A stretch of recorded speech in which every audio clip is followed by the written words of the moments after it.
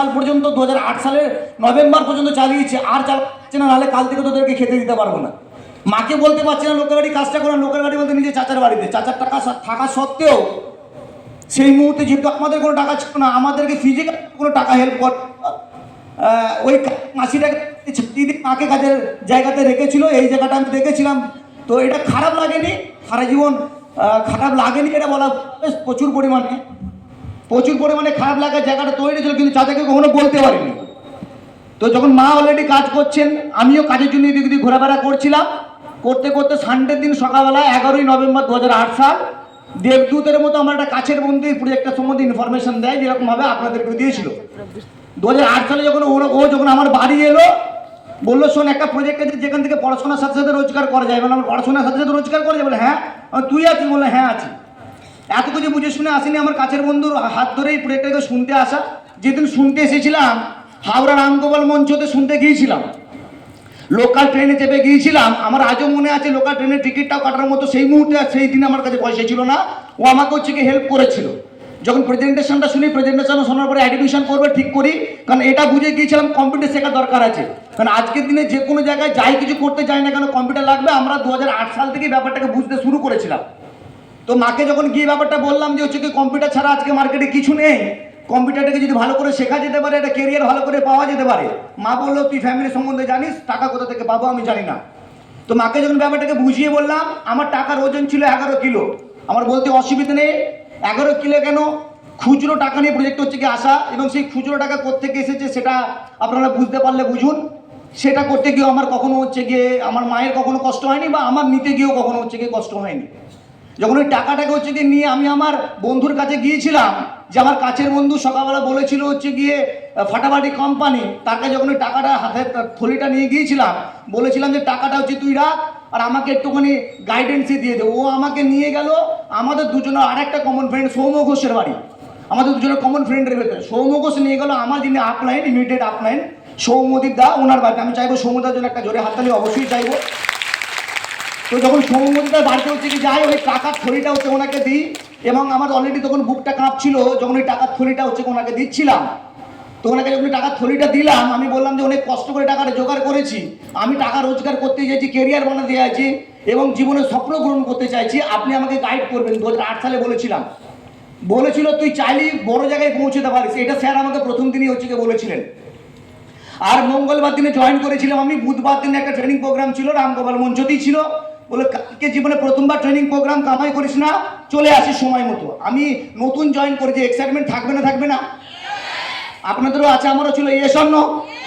Same আমার ভেতরে হচ্ছে কি কাজটা করছে। আমি সন্ধ্যাবেলায় বাড়িতে ফিরে মাছের ঝোল ভাত খেয়ে হচ্ছে কি সুসন্ধার বাড়ি চলে গেলাম। সুসন্ধার বাড়িতে যখন গেলাম, বললাম কালকে হচ্ছে কি ট্রেনিং প্রোগ্রাম আছে, যাবি তো? ও কি বললো শুনবেন? বললো কোম্পানিটা ফ্রড কোম্পানি। এবার বুঝুন, সকালবেলা বললো ফাটাফাটি কোম্পানি, সন্ধ্যাবেলা বলছে ফ্রড কোম্পানি। আপনি হলে কাজ করতেন? হ্যালো, কাজ করতেন? আপনি জোর করে আপনাদেরকে পজিটিভ দেওয়ার চেষ্টা করছে, তাতেই নেগেটিভ কে হচ্ছে কি দুটো না খেয়ে হচ্ছে কি বসে রয়েছে। আমার ক্ষেত্রে যে আমাকে প্রথম দিন জয়েন করলো সেদিনই হচ্ছে নেগেটিভ কথা বললো। আপনি হলে কাজ করতেন কিনা বড় সন্দেহ আছে, বাট আমার মনের মধ্যে ভয় থাকবে না? আমার মনের মধ্যে অলরেডি ভয় চলছে। আমি একটা সাইকেল জোগাড় করে, কারণ সাইকেলও আমার কাছে ছিল না, সাইকেল জোগাড় করে তাড়াতাড়ি করে সৌম্য ঘোষের বাড়ি গেলাম। সৌম্য ঘোষকে গিয়ে ব্যাপারটাকে বললাম, কি রে কালকে ট্রেনিং আছে, যাবি তো? ও বললো শোন না, আমার কালকে না হোটেল ম্যানেজমেন্ট শেখার আছে। এবার ভাবুন, যে দুজনকে দেখে প্রথম দিন জয়েন করলাম, সেই দুজনেই আমাকে হচ্ছে পজিটিভের জায়গায় কি দিল? নেগেটিভ। আপনি হলে কি করতেন? আমার মনের মধ্যে ভয় কাজ করছে, দুরু কাজ করছে। 5-6 দিন ধরে ঘর থেকে বেরোচ্ছি না, যে ব্যাপারটা কি হলো, টাকা চলে গেল। মাকে যদি বলি যে টাকা চলে গেছে, কম্পিউটার হচ্ছে যে শিখতে পারিনি, মা মারবে না? শুধু মারবে না, ফাটাবে পুরো মারবে, হ্যাঁ কি না? আর বলতে পারছি না, ভয়ে অলরেডি 5-6 দিন ধরে খাওয়া হচ্ছে না। মা আমাকে একদিন সকালবেলা বলে, কি রে টাকা দিয়ে নিলি, বললি যে কাজে যাবো, কম্পিউটার শিখবো, যাচ্ছিস না তো? মাকে তো বলতে পারছি না, কোম্পানিটা পালিয়ে গেছে। আচ্ছা, কোম্পানিটা পালিয়ে গেছিল, লোকটা পালিয়ে গেছিল? লোক পালিয়ে গেছে। হ্যাঁ জান না? তখনও কম্পিউটার শেখাতো না? আজও কম্পিউটার শেখায় না? তাহলে কোম্পানি ঠিক? Yes or no? তাহলে যে মানুষটা হচ্ছে প্রজেক্টে আমাকে ইনফরমেশন দিচ্ছে, সে দুটো না শুনে, পাড়াটা পাঁচুদা না শুনে, পাঁচুদাটা বলা যাবে না ওপেন স্টেজ থেকে, এই জন্য বললাম পাঁচুদা, সে হচ্ছে কি নেগেটিভ বাড়িতে বসেছিল। আমি কাজ করতে হচ্ছে কি যখন শুরু করলাম, এবং কাজ করার কাহিনী অনেক বড়, ছোট করেই বলে দিই। পরের দিনে 5-6 দিন পরে দাদা হচ্ছে ফোন করলো, সৌমদীপদা বললো, শোন তুই যে টাকা দিলি, প্রোডাক্ট নিয়ে গেলি না, বই নিয়ে গেলি না। আমি বললাম, স্যার আছে কোম্পানিটা? বলে, আছে মানে এটা আবার কী ব্যাপার, কোম্পানি তো আছেই। তো আপনাকে গিয়ে আমি গেলাম, যখন গিয়ে বললাম ব্যাপারটা, বললো বাহ দারুণ ব্যাপার, তাহলে তো প্রমোশন হয়ে গেল। মানে হ্যাঁ, প্রমোশন হয়ে গেল মানে? বলছে আমি আছি। ব্যাপারটা বুঝতে পারলেন? যারা বুঝতে পারেন বুঝতে পারবেন। বলে কেউ নেই মানে? সৌম্যদা বললো আমি আছি। আমি সৌম্যদার জন্য অবশ্যই একটা জোরে হাততালি আরেকবার হচ্ছে গিয়ে চাইবো। উনি আমাকে প্রথমবার হচ্ছে গিয়ে বলেছিল কেরিয়ার কার। বললাম স্যার আমার, করবে কে? বললাম আমি। রোজগার করবে কে? বললাম আমি। ফ্যামিলি বাঁচাবে কে? বললাম আমি। তাহলে কে তোকে জয়েন করে ভুলে যান? আমি আছি। এই কাজ করতে শুরু করা 2008 সাল থেকে কাজ করতে শুরু করা। কাজ করতে করতে প্রথম 2 মাস সেইভাবে কোনো অ্যাচিভমেন্ট করতে পারিনি। পড়াশোনা করছি, কম্পিউটারটাকে শিখতে শুরু করেছি বিধাননগর, কলকাতা বিধাননগরে পড়াশোনা করতে শুরু করেছি। তার সাথে সাথে স্মার্ট হোল্ডেকে করার চেষ্টা করছি। 2 মাসে এভাবে কিছু অ্যাচিভমেন্ট আসেনি বা কিছু কিনতেও পারিনি বা টিমেও কেউ অ্যাডমিশন করেনি, কারণ সবে শিখছি আমি সেই জিনিসটাতে।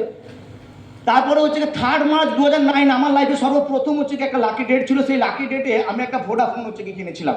এই প্রজেক্টটা থেকে রোজগার করে 1103 টাকা দিয়ে হচ্ছে গিয়ে একটা ভোডাফোন কিনেছিলাম। যখন ভোডাফোনটা আমি অ্যাচিভ করেছিলাম, আমার মনে আছে না 2 দিন আগে ঘুমাতে পারছি, না 2 দিন পরে ঘুমাতে পারছি।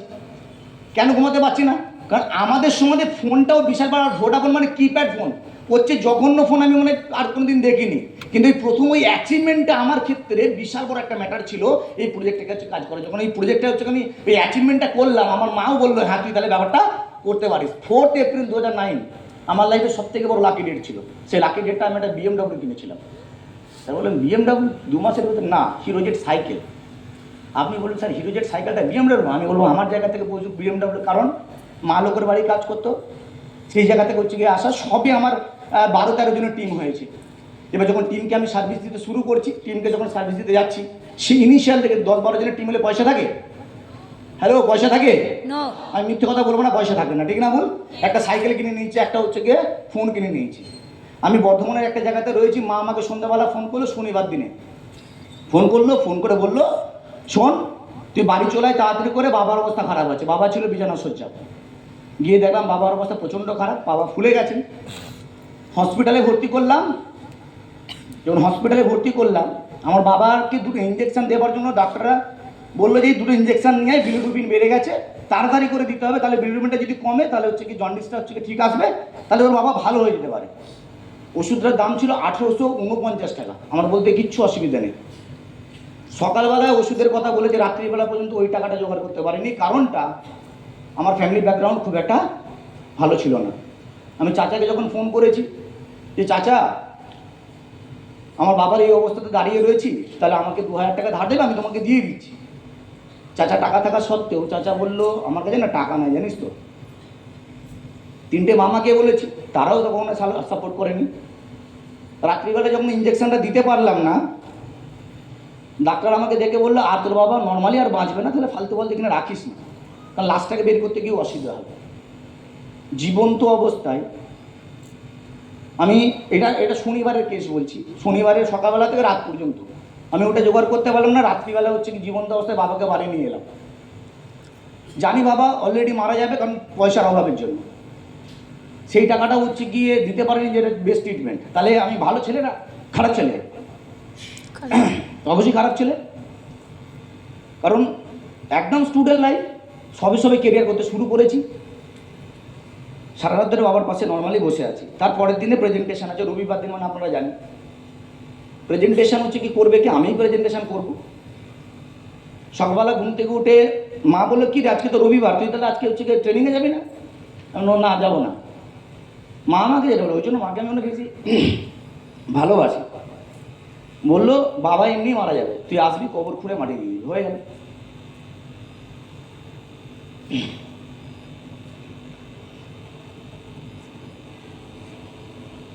প্রেজেন্টেশন করতে গেলাম, বাবা তো অলরেডি বেঁচে আছে। বাবাকে নর্মালি দেখলাম, প্রেজেন্টেশন করলাম, করে ফার্স্ট পার্টটা শেয়ার করেছিলাম। নামলাম, বাড়ি থেকে হচ্ছে ফোন করলো যে বাবা মারা গেছে। তো বাবা যখন গেলাম, সেই মুহূর্তে কষ্টটা সেইভাবে ফিল করিনি। কেন করিনি? কারণ আমি তার আগে নিজেকে অনেকটা মানিয়ে নিয়েছিলাম। যখন ওই কবরে লাশটাকে হচ্ছে গিয়ে রাখছি, বারবার ধরে কিন্তু ওই ফিলটাই হচ্ছে 1830 টাকার হবে তুই তোর বাপকে কিন্তু মেরে ফেললি। আসলে আমি তো মেরেছি, কারণ টাকা তো আমার কাছে ছিল না। তো সেদিন ওই প্রতিজ্ঞাটা নিয়েছিলাম, আর কিছু না হোক না কেন,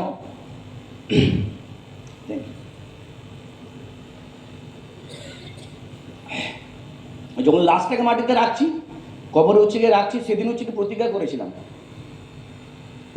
যে এরপর থেকে চিকিৎসার অভাবে আমার ফ্যামিলি মারা যাবে, এটা কখনো হতে দেব না। আমি তারপর থেকে বলে রাখি, আজ পর্যন্ত স্মার্ট ভ্যালিতে 18 বছর ধরে রয়েছি। আমি 9/9/2009 4 মাস পরে আমি আবার একটা বাইক কিনেছি বুলেটটাতে। তারপরে 2.5 বছরের মাথাতে এই প্রজেক্টটাতে কি 6 লাখ টাকা যারা গাড়ি কিনেছে out of this project smart ভ্যালিতে কিনেছি। এই প্রজেক্টটা কি ওই চাচা, যে চাচা হচ্ছে কি বলেছিল টাকা দিতে পারবে না, এবং যখন প্রথম বিদেশ আমি যাচ্ছিলাম, দেবঞ্জন স্যার অলরেডি পেছনে আছেন, ওনার জন্য আমি অবশ্যই একটা হাততালি চাই। তো জীবনে প্রথমবার যখন আমি বিদেশ যাচ্ছিলাম, স্যারের পাশেই বসেছিলাম, স্যারকে হচ্ছে গিয়ে হাতটা ধরে বললাম, স্যার আপনি আমাকে একটু চিনতে দেখুন তো। উনি তো বুঝতে পারছেন, উনি তো রেগুলার বেসিসে হচ্ছে প্লেন চাপে, আমি তো রেগুলার বেসিসে প্লেন চাপি না। আমি জীবনে প্রথমবার হচ্ছে কি বিদেশ গেছি, তাও সেটা থাইল্যান্ডে স্মার্ট ভ্যালির জন্য। তার আগে পর্যন্ত এই ঘটনাটা কেন বলছি আমি, তার আগে হচ্ছে গিয়ে দেখবেন কোনো বিদেশি যদি আমার পাসপোর্ট করি, দুজনের হচ্ছে গিয়ে সাইন লাগে, আমাদের সময় লাগতো, এখন আমি জানি না যদি, যে চেনা পরিচিত দুজনের হচ্ছে সিগনেচার লাগে। আমি আমার নিজের দাদার কথা দিয়েছিলাম পুলিশ ভেরিফিকেশনের জন্য, আর নিজের চাচার কথা হচ্ছে কি বলেছিলাম। আমার চাচা ডাইরেক্টলি পুলিশকে বলেছিল যে আমি একে চিনি না। আমার চাচা ডাইরেক্টলি আমাকে বলেছিল একে আমি চিনি না, কে আমি জানি না। পুলিশ বলেছিল তুমি যদি বলছিলে যে চাচা, আমি স্যার ওটা আমার চাচাই। এবং বলে রাখি, আজীবনকাল আমি চাচাকে ওই জন্য বেশি ভালোবাসি। যখন বিদেশে গিয়েছিলাম আমার বুকটা হচ্ছে কি কাঁপছিল, তখন বিদেশের মাটিতে পা রাখছিলাম, যে আমি তো সেই ছেলেটা যে ছিল দুবেলা দুমুঠোর জন্য ঝামেলা চলতো এবং খাবারের জন্যই সব থেকে বেশি প্রবলেম চলতো। সেই ছেলেটা স্মার্ট ভ্যালির জন্য প্রতি বছর আজকের দিনে বিদেশ যেতে পারা আউট অফ দিস প্রজেক্ট আপনারও সেই দিনটা আছে। আপনি যেতে চান না চান না, তাহলে চান না চান না, জীবন পরিবর্তন করতে চান, তাহলে নেগেটিভ বড় ইম্পর্টেন্ট না আপনাকে এগোনোর জন্য। হ্যালো, নেগেটিভ বড় ইম্পর্টেন্ট আপনাকে এগোনোর জন্য, ইয়েস অর নো? আপনাকে যদি প্রত্যেকটা জন বলে দেয় তুই লাইফে কিছু করতে পারবি, আপনি জিন্দেগিতে এগোতে পারবেন না। প্রত্যেকটা পদে পদে আপনাকে যদি শেখাবে যে আপনি কেন স্মার্ট ভ্যালু করবেন, কেন টাকা রোজগার করার দরকার, কেন স্বপ্ন পূরণ করার দরকার, স্মার্ট ভ্যালু কেন করার দরকার আছে। কারণ স্মার্ট ভ্যালু আজকের দিনে সবথেকে বেটার এডুকেশন দেয় না, হেল্প দেয় না, রোজগার দেয় না, এক ছেলেকে রোজগার করার জায়গা দিচ্ছে, স্বপ্ন পূরণ করার জায়গা দিচ্ছে। আপনারও সেই পূরণ করার জায়গার দিন এসেছে না নেই? প্রাণ করে যদি কাজ করে যায়, স্টেজটা কার জন্য আছে? আমার। আপনি করতে চান? চান না? বাবা বেদনাগুলোকে ভুলবেন না, না বাবা জ্বালাগুলোকে ভুলবেন না। ওই মাটির পিছনে যখন শুয়ে থাকতাম, আমার চাচা বারবার ধরে বলতো লাখ টাকা স্বপ্ন হচ্ছে, দেখিস না স্মার্ট ভ্যালু বলছে কোটি টাকা স্বপ্ন দেখ, সেই স্বপ্নকে পূরণ করে দায়িত্ব আমার। লাখ টাকা বোনাস স্মার্ট ভ্যালু হচ্ছে দিয়ে দেয় আউট অফ দিস প্রজেক্ট। তাহলে আপনাকে হচ্ছে দিয়ে দেবে। মন দিয়ে কাজ করুন, প্ল্যান করে কাজ করুন। আপনার জন্য প্ল্যাটফর্ম করে আছে, এক আপনার আছে, এক লিডার আছে আপনাদেরকে সাপোর্ট করার জন্য। বাকি পরে আবার দেখা হবে যদি কখনো সুযোগ পাই। Thank you, best of lakh.